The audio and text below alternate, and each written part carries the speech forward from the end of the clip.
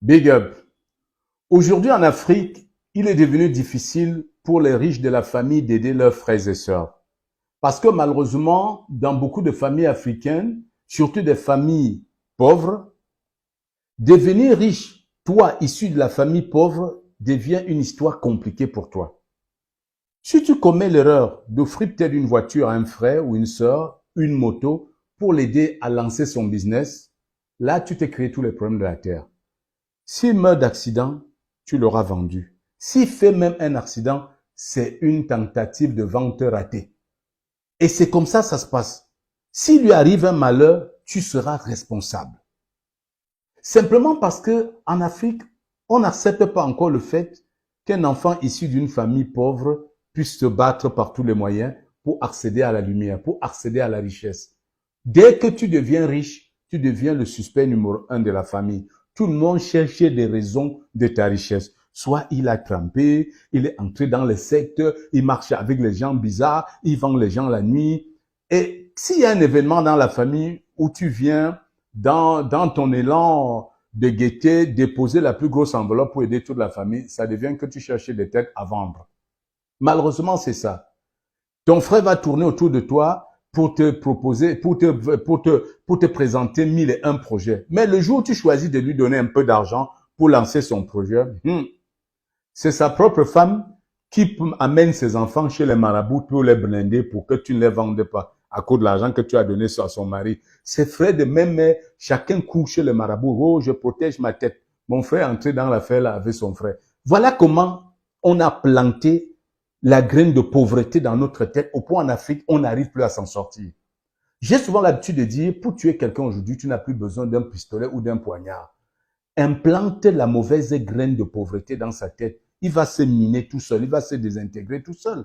Malheureusement, cette graine est dans notre esprit depuis notre tendre enfance. Nos parents sont allés à l'église, ont entendu que heureux les pauvres, le royaume des cieux est à eux. Ils sont venus répéter la pauvreté aux enfants au point où devenir riche devient suspect.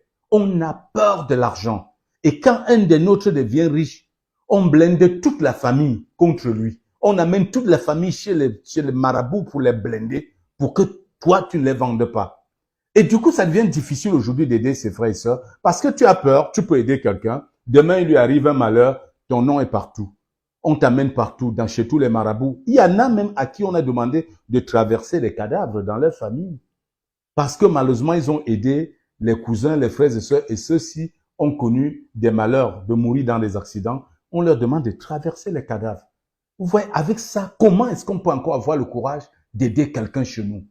Comment on va trouver le courage d'aider? Il y en a même qui n'arrivent même plus à recruter les membres de leur famille dans leurs entreprises. Eh oui, parce que s'il a un accident de travail, on va dire que son frère l'a invité justement pour le tuer. Regardez l'esprit de pauvreté que nous avons entretenu en Afrique.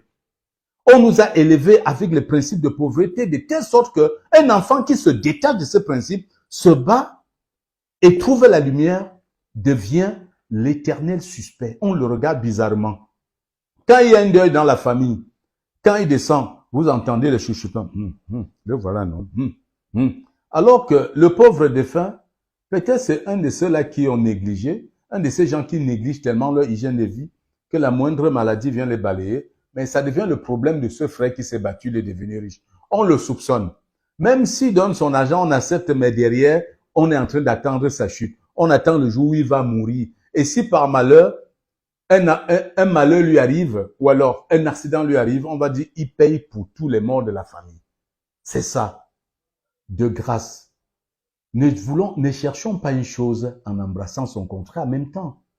L'argent nous plaît à nous tous. L'argent plaît à nous tous, autant pour moi. Nous rêvons tous de devenir riches. Mais arrêtons d'entretenir les mauvais rapports avec l'argent. Tu ne peux pas vouloir une chose que tu détestes ses conséquences. Tu ne peux pas aimer l'argent et détester les conséquences de l'argent. Les conséquences, c'est quoi? Une belle vie, une belle maison, une belle villa, les enfants qui vont dans de bonnes écoles, la santé qui est prise en charge. Vous ne pouvez pas détester les gens qui ont accédé à ce standing de vie grâce à leur argent et penser que l'argent va venir dans votre poche. L'argent déteste ceux qui le détestent. Si tu es pauvre et tu détestes les riches, tu resteras pauvre jusqu'à la fin de ces jours. Jusqu'à la fin de tes jours. Rien n'y changera. La seule façon de négocier ta part de richesse, c'est déjà de changer tes rapports avec l'argent. Arrêtez de suspecter les riches et respectez vos frères qui sont battus et sont devenus bien. Copiez leur exemple, posez des questions, espionnez-les pour voir comment ils réussissent, comment ils gagnent leur argent. Faites de vos frères riches vos mentors qui vous montrent le chemin au lieu de les suspecter. Un bon entendeur, les gars.